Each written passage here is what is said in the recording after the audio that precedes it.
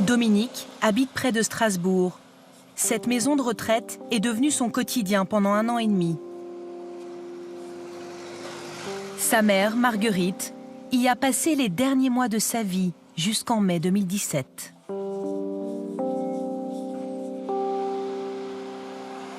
C'est la première fois que je reviens et j'avoue que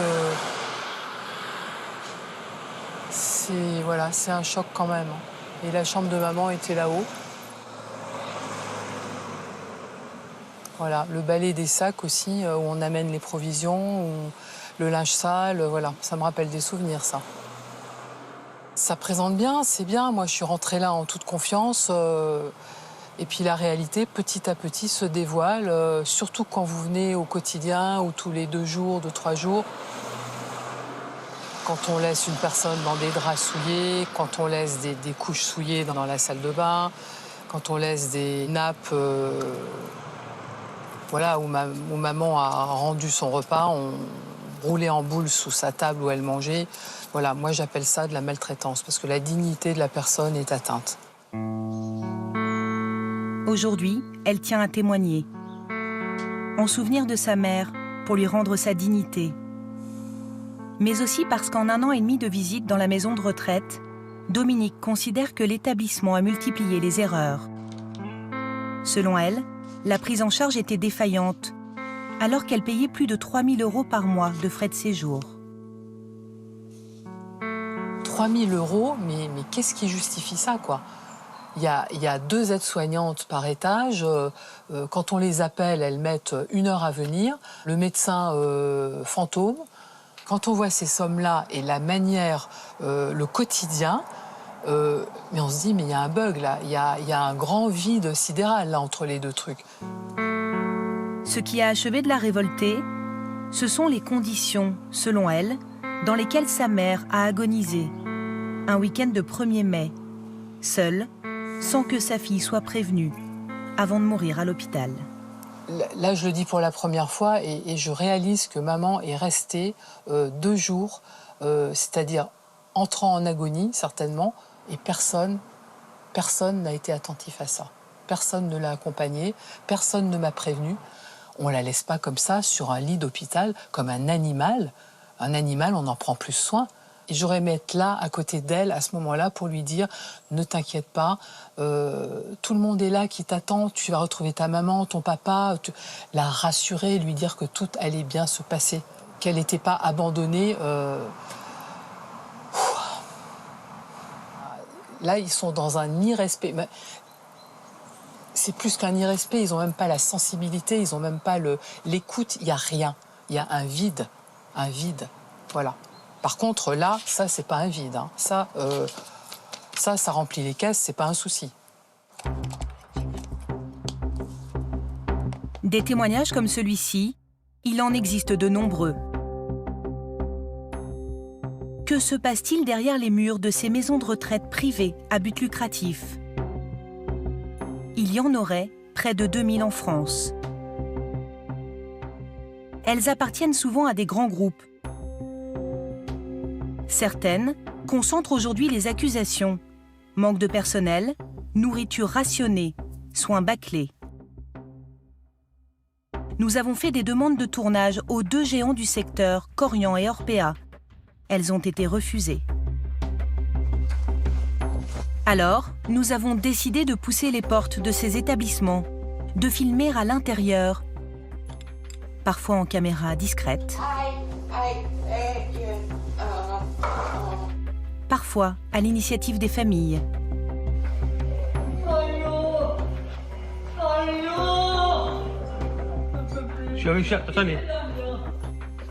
Je passe devant la salle où se trouvent les infirmières ou les aides-soignantes. On peut voir, elle est vide. Des employés ont aussi accepté de prendre des images. Qu'est-ce que vous faisiez dans le couloir? Je sais pas. Et heureusement que je passe par là, sinon... Oui. On nous a jamais appris à faire une toilette en 10 minutes. On nous a jamais appris à faire du gavage alimentaire. On nous a jamais appris à travailler comme dans une usine, quoi. Ils n'ont même pas pris le soin de nous téléphoner pour nous dire que le drame était arrivé. Nous avons mené l'enquête dans ce monde si fermé des EHPAD privés.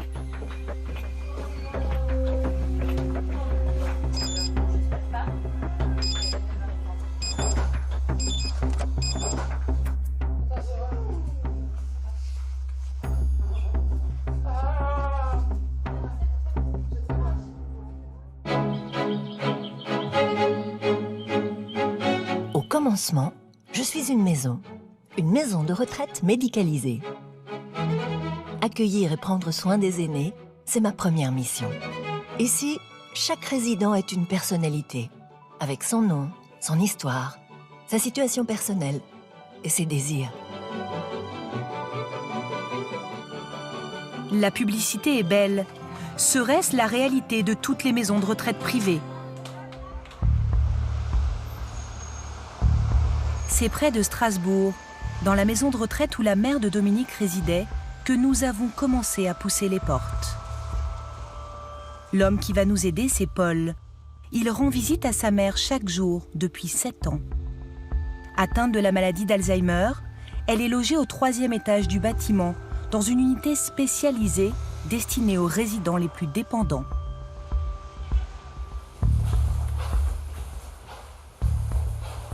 Le 3e étage, c'est les maladies cognitives sérieuses, quoi. C'est des démences séniles de niveau très élevé, c'est Alzheimer de niveau très élevé, quoi. Donc, moi, je ne m'entretiens pas avec ma mère depuis plus de 3 ans, quoi. Et des personnes dans l'état de ma mère, sur les 30, allez, je vais dire très honnêtement, il y en a 25. Sa mère bénéficie en théorie d'un encadrement renforcé, mais selon Paul, des vidéos qu'il a tournées dans cette unité démontreraient le contraire. Ce jour-là, malheureusement, une personne est tombée de son fauteuil et qui ne s'est heureusement pas fait mal. Je m'en suis tout de suite rendu compte. Pour dénoncer le manque de personnel, il part enquêter avec son téléphone portable. J'ai rapidement fait le tour des 3 couloirs.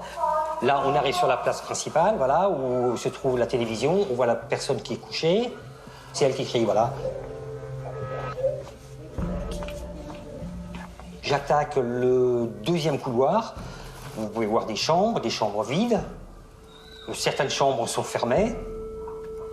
Voilà, je reviens vers la pièce où se trouve la télévision. On ne voit toujours pas d'aide-soignante, pas d'infirmier, il n'y a strictement personne. Voilà, je reviens. La dame est encore couchée, on l'entend crier. Là, vous voyez une dame qui est en train d'errer, qui ne sait pas où elle va. Voilà, la dame est là. J'attaque le 3e couloir, où sont réparties également 10 chambres. Voilà, vous voyez encore une personne qui erre. On va passer dans la salle à manger. Là, vous voyez, dans la salle à manger, il n'y a pas de personnel. La salle à manger est toute vide. Il doit y avoir une vingtaine de personnes, un tout petit peu plus. Je sors de la salle à manger.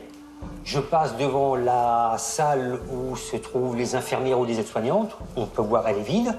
Les chambres sont vides ou les portes sont fermées. Mais on ne voit toujours pas d'aide-soignante. Paul finira par trouver un infirmier pour l'aider à relever la vieille dame. Il habite à 5 minutes. Cela lui permet de venir quotidiennement. Malgré des conditions de vie difficiles, il maintient sa mère dans cet établissement. C'est au moment du dîner. Et on l'a vu sur la pendule, il est 19h. Normalement, les personnes mangent à 18h. Voilà. Le repas est servi à 18h. Vous regardez l'état des personnes. Et voilà, les gens sont assis devant leur assiette, mais personne ne mange. Pour faire manger ces gens, il faut de l'assistance. Il faut une aide-soignante. Il faut des aides-soignantes. L'idéal, ce serait une aide-soignante par table. Les gens ne savent pas manger seuls. Là, le monsieur est assis, il a son plat et son dessert. Il n'a même pas commencé à manger le plat. Pour la simple raison qu'il ne sait pas manger. Lui, c'est pareil. Voilà, personne ne mange. Et là, il faut du personnel pour les aider, quoi.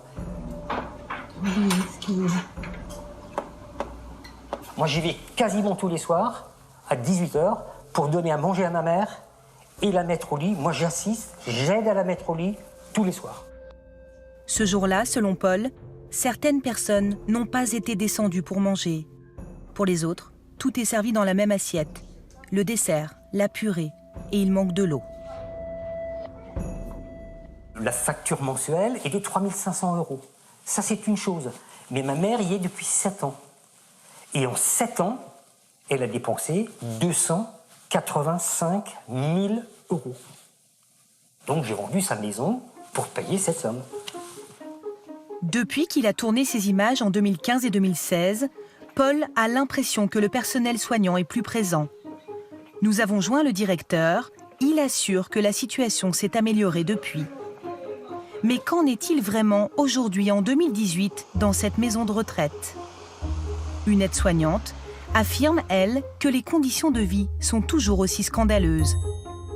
Il n'y a pas d'amélioration et moi je trouve qu'on est même allé encore plus bas qu'il y a 2 ans.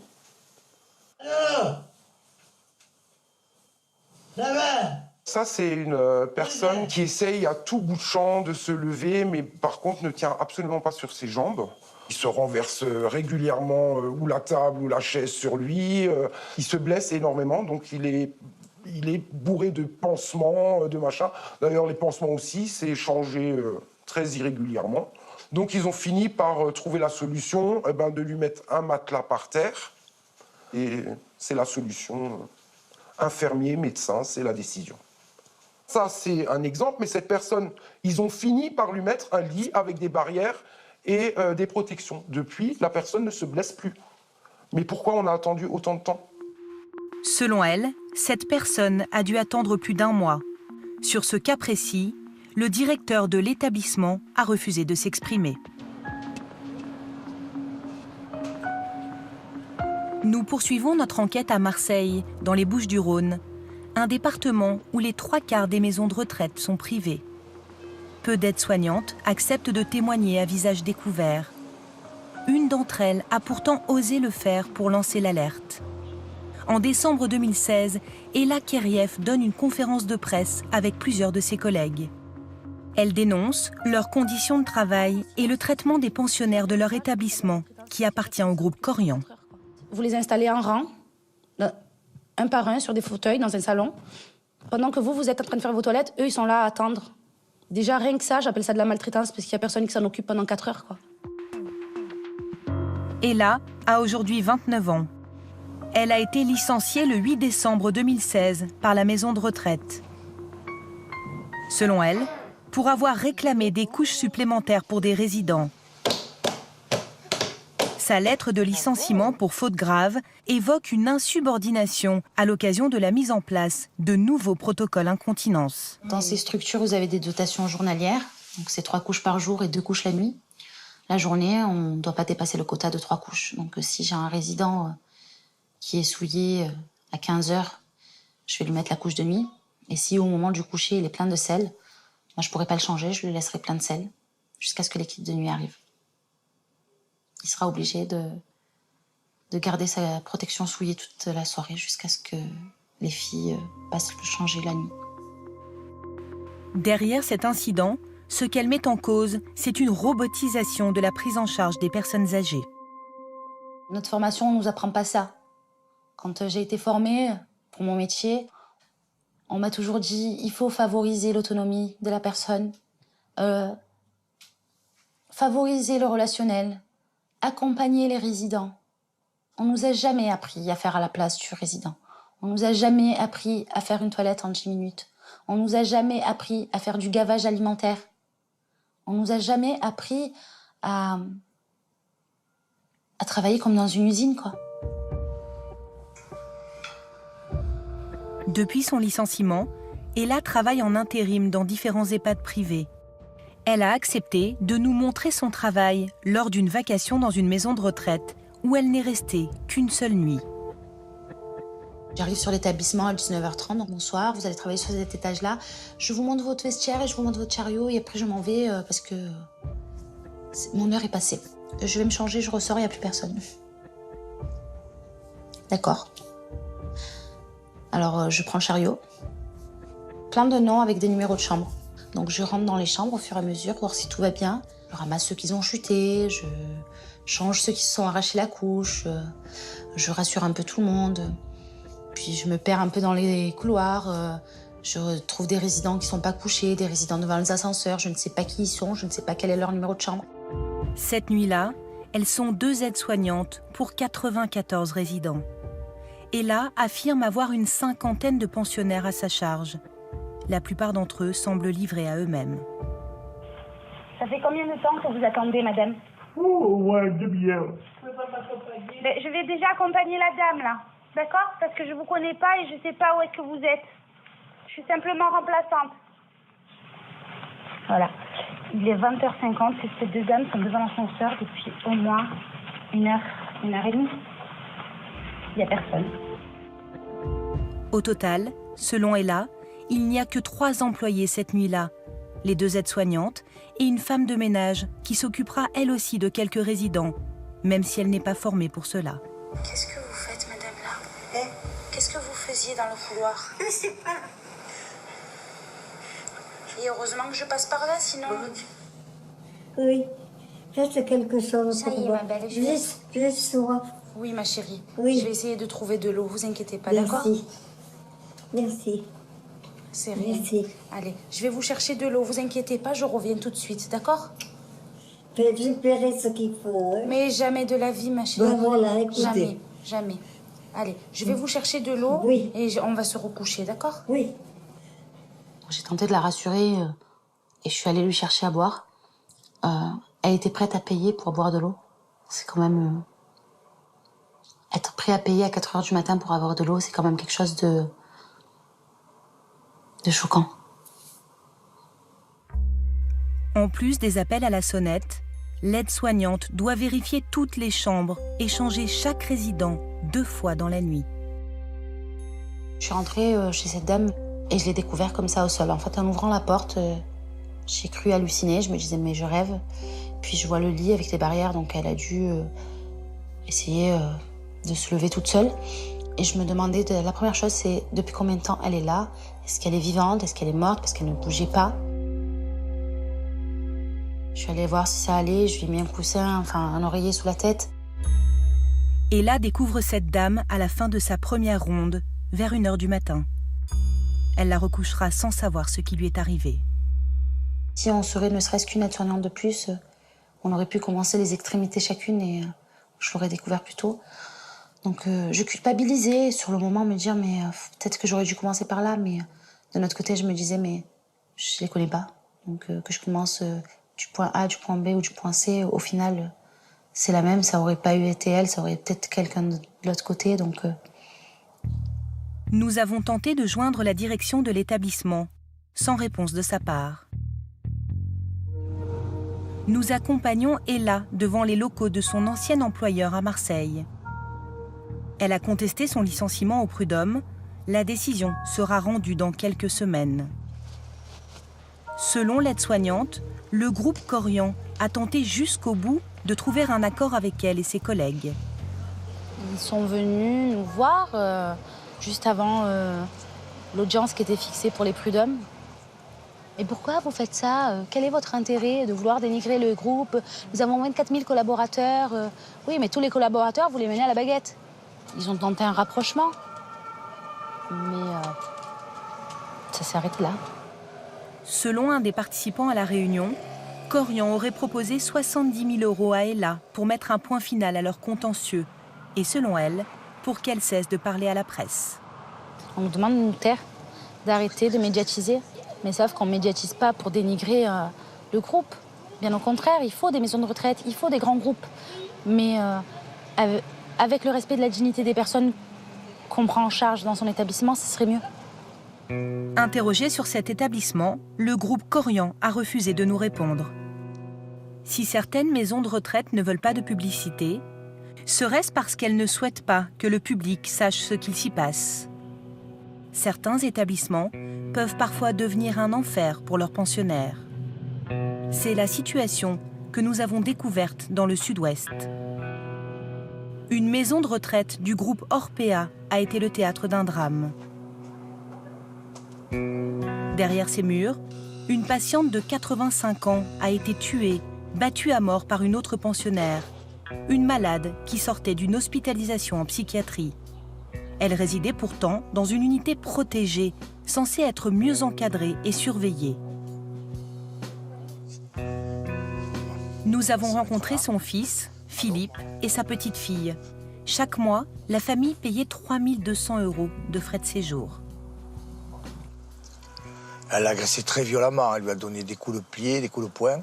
Lorsque le personnel soignant est arrivé, pas pour ça, hein, parce que ma mère pouvait crier, personne ne l'entendait. Hein.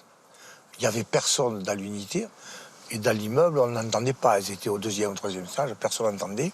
Et là, elle a redonné devant le personnel soignant des coups de poing et des coups de pied à ma mère sur tout le corps, y compris quand ma mère, qui déjà été blessée gravement, grièvement, était par terre. La mère de Philippe mourra quelques heures plus tard aux urgences. Il n'a pas porté plainte contre la personne qui a tué sa mère. En revanche, avec son avocat, il s'est retourné contre l'EHPAD et l'attaque en justice. On pensait à tort, nous pensions à tort, que le fait d'exposer des frais peut-être plus importants que la normale pour nos anciens était un gage de sérénité et de garantie. Alors je vous le dis de suite, ça a été une erreur sur toute la ligne. Philippe considère que la maison de retraite a fait preuve d'imprudence.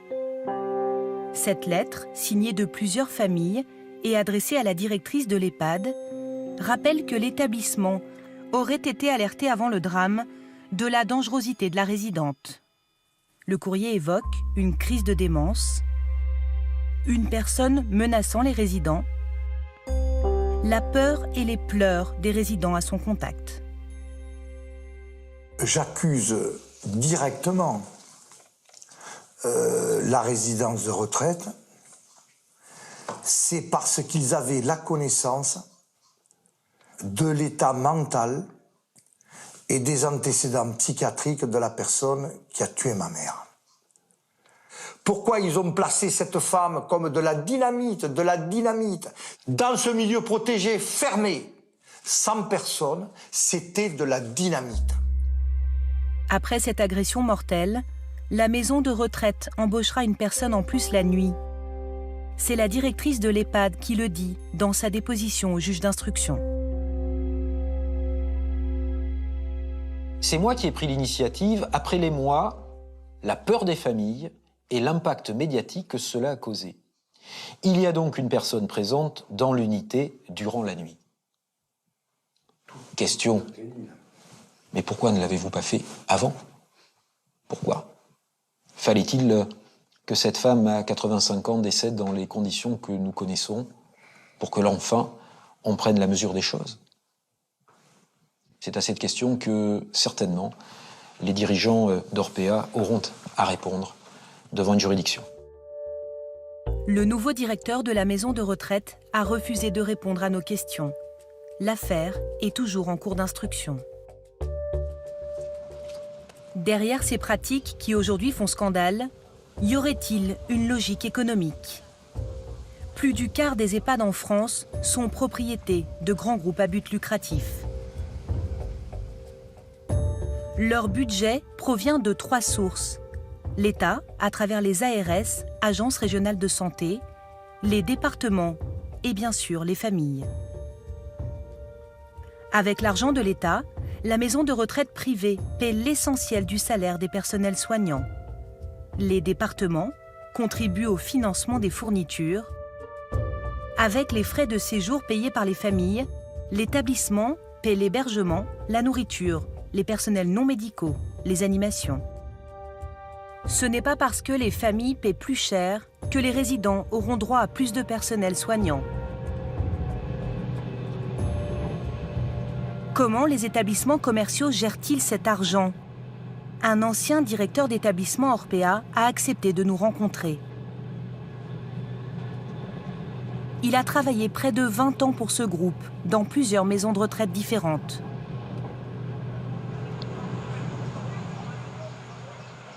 À sa demande, nous cacherons son visage.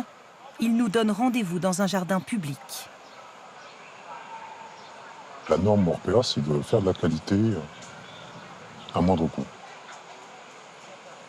Et c'est possible de faire de la qualité à moindre coût? Bah, pas trop. Qu'est-ce qu'on vous demandait comme objectif?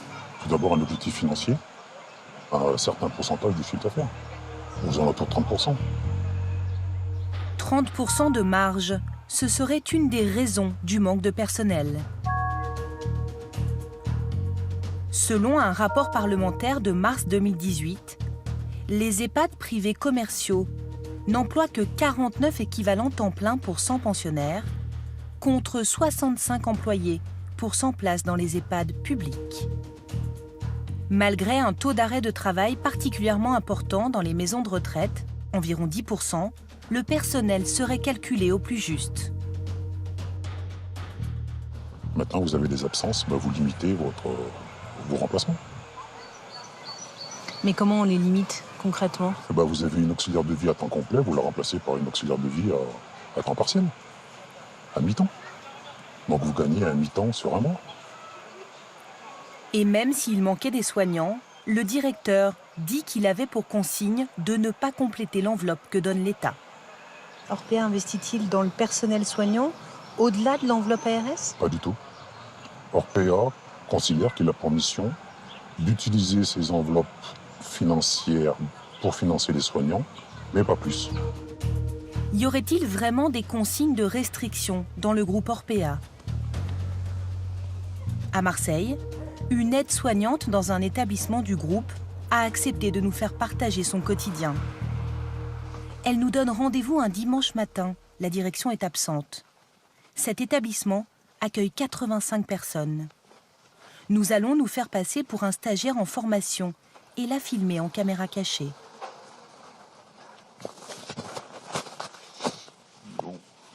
Il est 7h45. La journée commence toujours par les petits déjeuners. Il faut servir et faire manger 15 personnes en 30 minutes.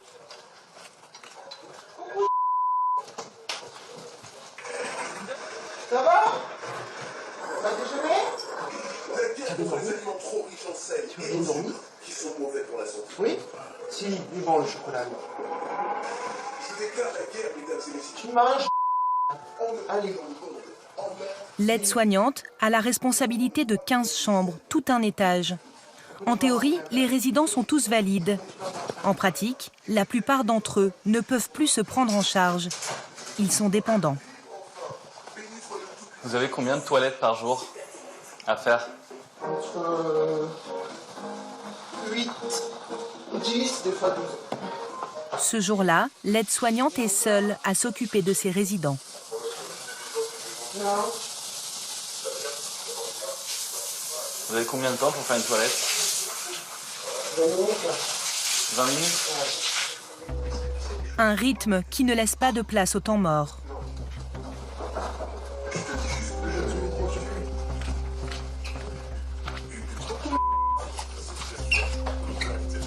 L'aide-soignante partage avec les pensionnaires des moments de vie très intimes. Voilà, ce monsieur se douche tous les jours. Avec Georges, elle doit faire son lit, sa toilette, le raser, lui changer sa couche, l'habiller. Georges a une maladie neurodégénérative.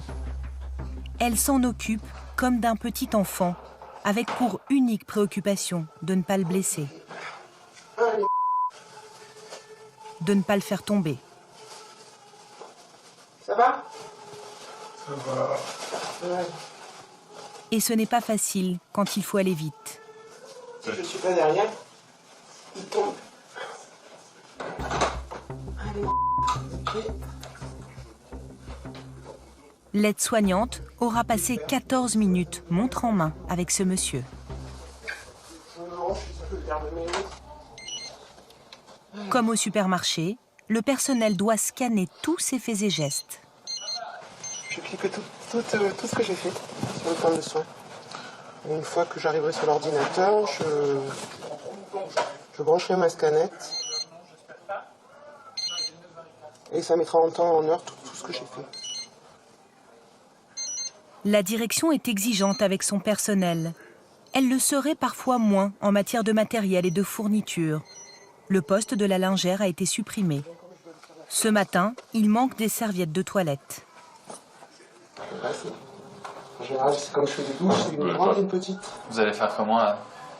Je vais me débrouiller, c'est toujours la débrouille ici. Hein.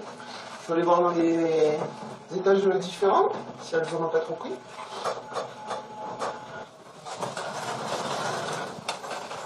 Tu as pris déjà des serviettes? Non. Dans la lingerie, l'aide-soignante nous montre une des machines à laver. Elle est en panne.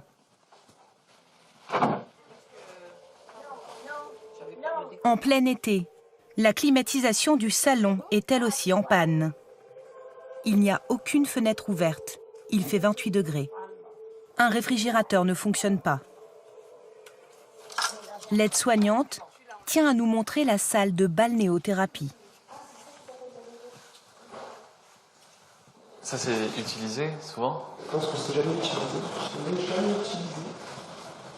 En tout cas, vous, depuis que vous travaillez ici, vous n'avez jamais vu cette salle en fonction? Jamais. Pourtant, ce matériel serait présenté comme un argument de confort par la direction. Pour séjourner ici, cela coûte 3 500 € par mois. La plus grosse partie du budget des EHPAD, c'est le budget d'hébergement. Ce sont les sommes que versent chaque mois les familles. Dans certaines chaînes de maisons de retraite, cet argent serait géré au centime près. Un homme accepte d'en témoigner, sans se cacher. Il est cuisinier dans un établissement Orpea et syndicaliste. Sa maison de retraite facture un prix de journée moyen de 100 € et propose sur son site internet une restauration de qualité. Il décrypte avec nous des documents internes que nous nous sommes procurés. Nous y découvrons que la Direction générale d'Orpea impose un budget par jour à toutes ces maisons de retraite. 4,22 €, ce que l'on appelle le CRJ, coût repas journalier. Avec ça, il doit assurer le petit déjeuner, le déjeuner, le goûter et le dîner. C'est ce qui nous est demandé au niveau prix de revient journalier pour un résident. Mais par contre, effectivement, au niveau qualité, on n'est pas du tout sur ce qu'il est possible d'attendre quand on paye des sommes aussi importantes pour l'hébergement. Avec une telle somme, quasi impossible, selon le cuisinier, de servir des produits de qualité et même des produits frais. Vous me parliez de poisson frais, on n'a pas de poisson frais, ce ne sont que du surgelé. Pour la viande aussi, on n'a que des produits surgelés. Les viandes, les poissons, aussi les morceaux. On travaille beaucoup avec des bas morceaux, avec des poissons du hockey. On ne va pas avoir des poissons nobles, parce qu'effectivement, au niveau des coûts, ça ne serait pas possible de réaliser ce qui nous est demandé ici. Et c'est facile ou pas ? C'est compliqué. Les petits déjeuners, ils sont standardisés, les petits déjeuners. Chez nous, on a un micro-pain, donc vous savez, la petite plaquette de 10 grammes de beurre, pour faire les tartines le matin. Il suffit qu'on ait 3-4 résidents qui mangent un micro-pain de plus, et ben ça peut nous faire 1 centime à la fin du mois de différence de budget. Et donc là, effectivement, ça peut aller très très vite. Je vous parle des micro-pains, mais après un yaourt de plus à midi, une compote de plus à 4 heures, tout ça peut faire effectivement qu'on ait un dérapage de budget. Et là, après, on a des comptes à rendre tous les mois. Pour quelles raisons? Qu'est-ce qui s'est passé? Donc c'est très très compliqué. On peut se faire taper sur les doigts si on n'a pas atteint les objectifs? Oui, oui, bien sûr. On est à un yaourt près, on est à 2 ou 3 mini-pains? Oui. Sur une journée, oui, bien sûr. Pour optimiser la gestion de leurs établissements, les directeurs de maisons de retraite joueraient sur le volet dépenses, mais aussi sur le volet recettes. L'enjeu, c'est le taux d'occupation des chambres exigé par la maison mère. Selon le directeur d'établissement que nous avons rencontré, l'objectif, c'est 100%. L'ensemble des chambres doivent être louées au quotidien. C'est d'avoir l'ensemble des chambres occupées, l'ensemble des lits occupés, facturés, payés en temps et en heure. Ben oui, bien sûr. Pour atteindre ces objectifs, le directeur n'a pas peur d'évoquer des calculs sordides. Si la personne décède le jeudi, ce qui serait bien, c'est que la chambre soit louée le lundi suivant. Maintenant, si vous avez la possibilité de faire une entrée le vendredi, vous allez la faire pour pouvoir facturer votre week-end. L'idéal, c'est bien évidemment que l'entretien de la chambre soit fait au plus vite, que le lit soit désinfecté Et que dès que la chambre est vidée par la famille, qu'elle soit relouée le lendemain ou le surlendemain. Si vous facturez 120 € par jour votre journée, ça vous fait tout de suite 360 € multiplié par le nombre de résidents dans l'année qui décèdent. Au niveau national, ça fait vite des sous à la fin de l'année. Les 33 000 lits du groupe Orpea affichent un taux d'occupation proche de 96% selon l'agence Option Finance. Cette course au profit, c'est aujourd'hui la santé des personnes âgées qui en ferait les frais. Notre enquête nous mène à l'hôpital Avicenne. SAMU 93, bonjour. Qu'est-ce qui vous arrive, madame? Au siège du SAMU 93, en Seine-Saint-Denis. Je vous passe un médecin, quittez pas, faut pas rapprocher.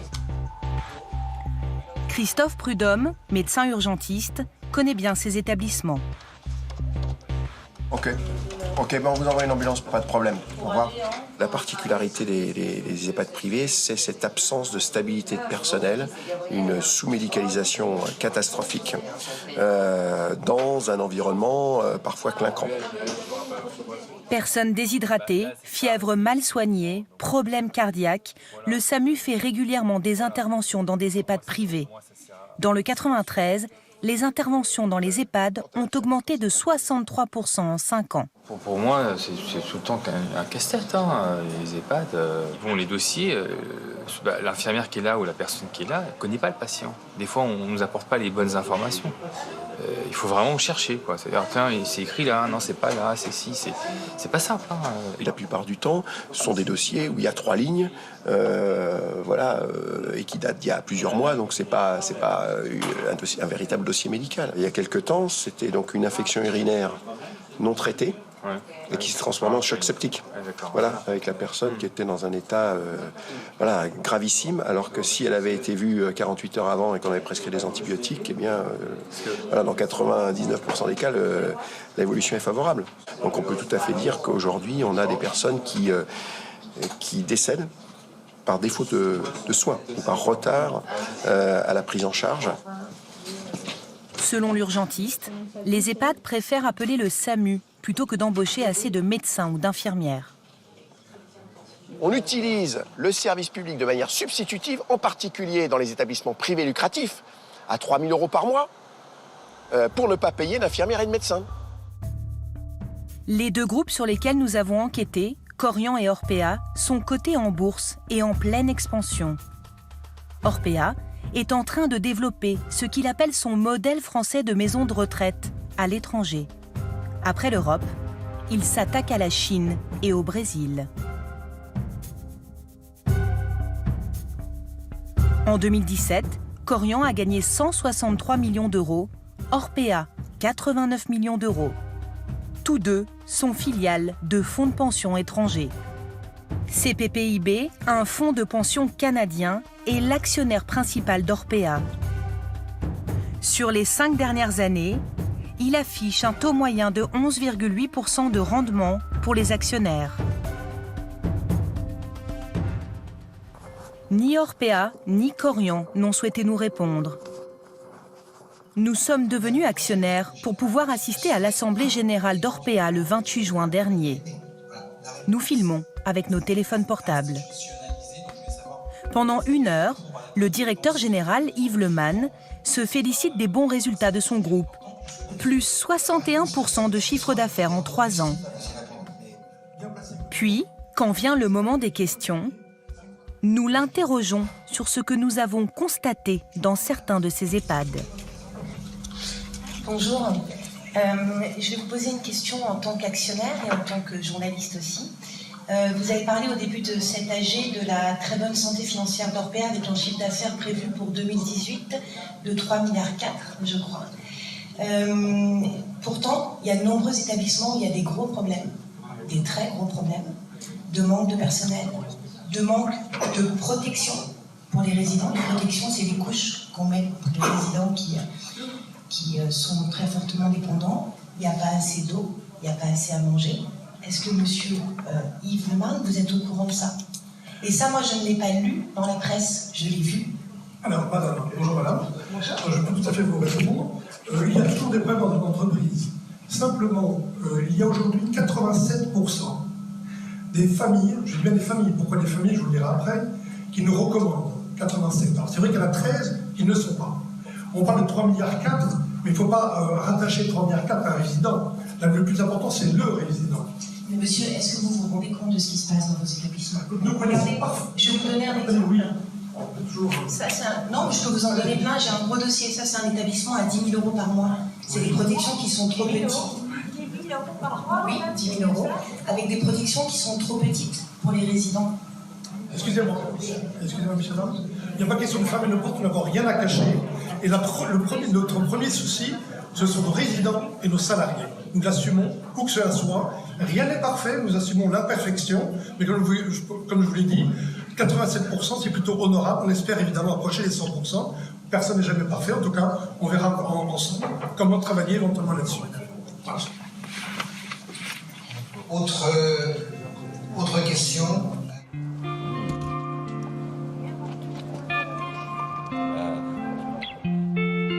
Pourtant, un autre modèle est possible.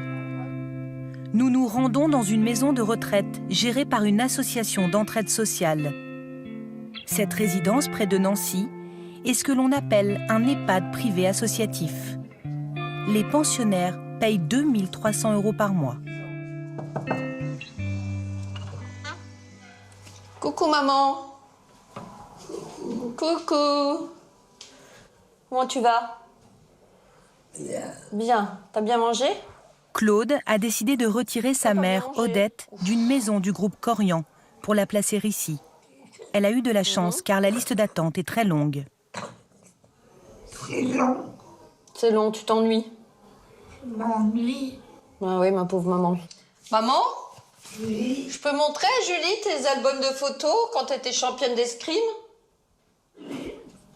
La première fois. C'était le championnat de France? Ça. Tu te souviens que t'as été championne d'escrime? Oui. Ah, cool. Aujourd'hui, Claude espère que sa maman finira sa vie dans un environnement bienveillant. Le jour de son arrivée, le personnel soignant avait constaté qu'Odette était dénutrie. Ce qu'ils m'ont dit et que je n'avais pas perçu, c'est qu'elle avait faim. Et elle est arrivée ici. Je pense que comme elle n'arrive plus à manger toute seule, il lui donnait pas. Il prenait pas toujours le temps. Enfin, ou il lui donnait la moitié, j'en sais rien.